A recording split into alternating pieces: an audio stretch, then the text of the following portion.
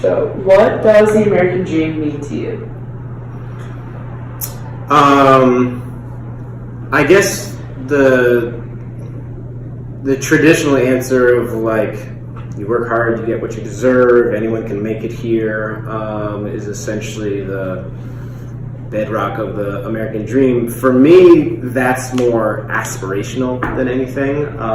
It's not something that sort of exists in ways that can be fulfilled by everyone, or at least to the degree that people aspire, as I said, to fulfill it. But that is at its heart kind of what I think of when I hear the American dream. And how has it played a role in your life? And I can like elaborate on like a lot of these answers if you have follow-ups. How does it play out in my life? Well, I think that I have been able to do a lot of what I've wanted to try to achieve, and it hasn't necessarily unfolded or played out as I thought it might. Like when I was in high school, did I think I'd be teaching at Milton now? Of course not. In fact, I thought that I'd be a medical doctor. So things take circuitous routes, but by the definitions that I think most people hold of the American dream, like I have been able to pursue the things that I've been interested in and passionate about or wanted to do. I've been limited by like my own limitations. Like I wanted to be in the Olympics. I wasn't in the Olympics. I wasn't good enough to be in the Olympics. So it doesn't mean that the American dream is a guarantee. But there was no obstacle really that held me back. However, for those that have American dreams, I think of it more, even as it's perceived as an aspiration, as a myth. Like the American dream really can't be fulfilled by a lot of people for institutional reasons, whatever the oppressions might be, for individual reasons based on that particular person's course of life. So the definition versus how it plays out, I think, are very different. What does it mean to be American? I think that's the like dooziest of all the questions that you listed. And I think that it's one of those questions that the more I think about it, the more I have no idea. What does it mean to be a man? I don't know. What does it mean to be American? I don't know. I think that if people consider themselves patriotic, or people buy into what the United States sells as its sort of foundational principles, it's one that believes in equality. It's one that believes in the power of democracy, maybe capitalism. So a lot of the central elements of what this country really celebrates. But there are 330 million people in the United States who identify as citizens, let alone those who are immigrants and not naturalized. And so there's like a gazillion people in the U.S. who probably have slightly different definitions of what it means to be an American, who contribute to the fabric of American society. So it's one of those things where the identity of being American might be best determined by what it's not.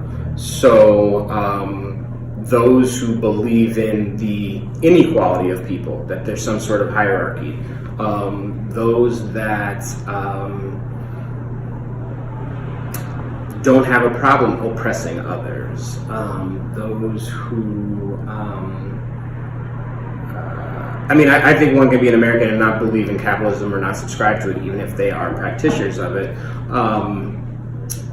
But those who sort of maybe subscribe to communism would be perceived as not American. I don't necessarily believe that to be true, but that's getting at maybe what it means to be an American. Though I think that's the hardest one, or the most complicated one. Who do you consider American? Also a hard one. I guess I would consider anyone American who considers themselves American. And that doesn't mean that they've necessarily been born here, because those who have national origins elsewhere that travel here and maybe want to become American, want to be naturalized, they might actually know a lot more about the United States and be far more patriotic than those who are born here. So if someone takes the test to be naturalized, I bet that those who pass those tests know a lot more about the U.S. than just average old Americans. Name a U.S. territory. What does Article 3 of the Constitution say? And be confused by kind of the sort of like different gears and functions of the U.S. that a lot of immigrants know better than native-born Americans. And if you actually are naturalized, you actually denounce your loyalty to your home country. I never pledged in any official capacity my loyalty to the U.S. So you have those that were born elsewhere who actually pledge their allegiance to the United States. And they may not necessarily pass the test, but they're aspiring to become Americans. And in this day and age where it's a hot topic, there are those who aren't perceived as Americans, even if they are here legally, even if they are naturalized as citizens. For any host of reasons, they're not perceived as American. But if they perceive themselves as Americans, then I've got no objection to that. I probably think that those who are in some way opposed to the rights and liberties of other Americans as least American, but I don't know how to sort of the gradations of Americanness. That's also a hard one. Are you proud to be American? Oh my goodness, am I proud to be American?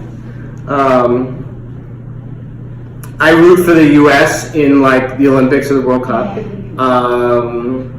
I do not flinch when I see an American flag. I believe that the bedrock principles of the U.S. are great.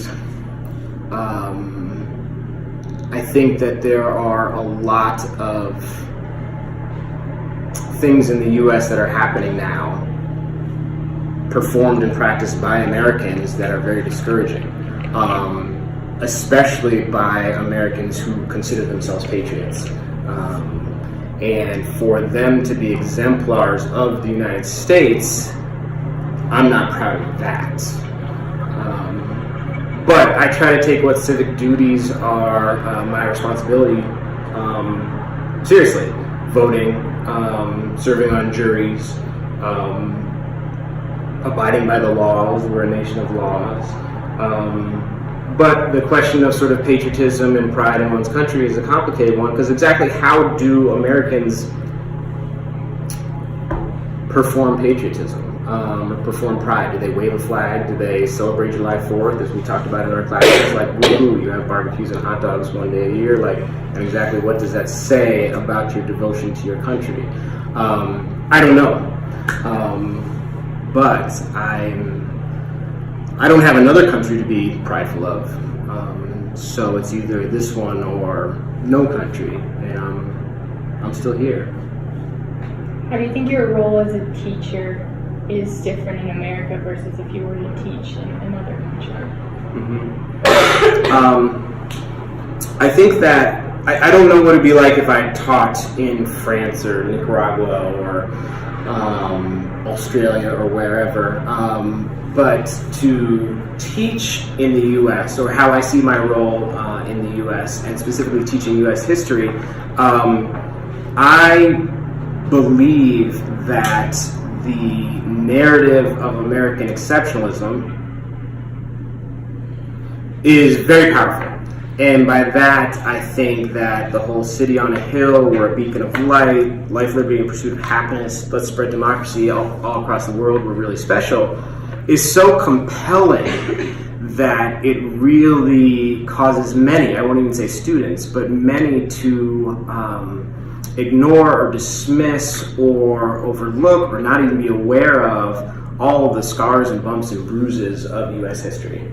And if I have a year or even less to present this full arc of U.S. history, whatever that means, I'm assuming that my students have are more likely to have heard of Abe Lincoln or to have heard of World War II than to have heard of certain conflicts or policies or tensions or events that maybe might not shine as bright and glorious a light on the United States, but nonetheless can contribute to this narrative. So what that means is me teaching U.S. history or history at a high school in the United States, Blanton Academy, my goal is to complicate things and hopefully to make it messier. And if a student leaves my class, like at the end of the year, almost more confused than they did at the beginning, I don't consider that a failure. Like, I wouldn't want them to not know dates and names and be able to put events together, but if their preconceived notions of what U.S. history was before they entered my class are now kind of like in flux, I don't think that's a bad thing.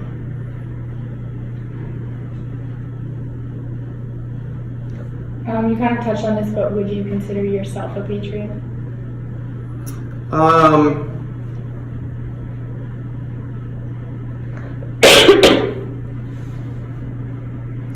What I'm thinking about is like, would I consider myself a patriot? Would others consider myself a patriot? Like, how we identify about whatever is influenced by our own internal ideas and kind of what external information people both draw from us and kind of impose or influence us to sort of like create that sort of comprehensive composition. Mildly, I think as a historian, it's really hard to be super prideful in a country where if you weren't born with certain characteristics, physical characteristics along the lines of race, sex, gender, not of religion, but of being raised in a particular religious or faithful household or community, one's life is either easier or harder. And to know some of the depths to which U.S. history has grown on the shoulders or backs of some to the benefit of others makes it very hard to be like this unquestioned, like completely pure patriot. I think there are lots of examples of countries doing it worse. And so it's not as though I see, well, that nation over there has really got their act together or are flawless in their history and thus, provide the model of what a country should aspire to be. But I guess I take a really broad look of U.S. history in order to inform how I feel about the country. And it's a mixed bag. So I would consider myself a patriot because I believe in principle the U.S. largely created a nation that it hoped would fulfill what the founders believed, and more in rhetoric than in practice. But there are a lot of scars, which make it hard to just like fully, unquestioningly get behind. Of course, I have a picture of like an F-22 over there, which of all the pictures in the room is probably the most American and in support of the United States. And I love fighter planes. I love Top Gun. I love like some of the things that are most muscular about the nation. So that's when I get a little like national anthem-y and whatnot. Okay.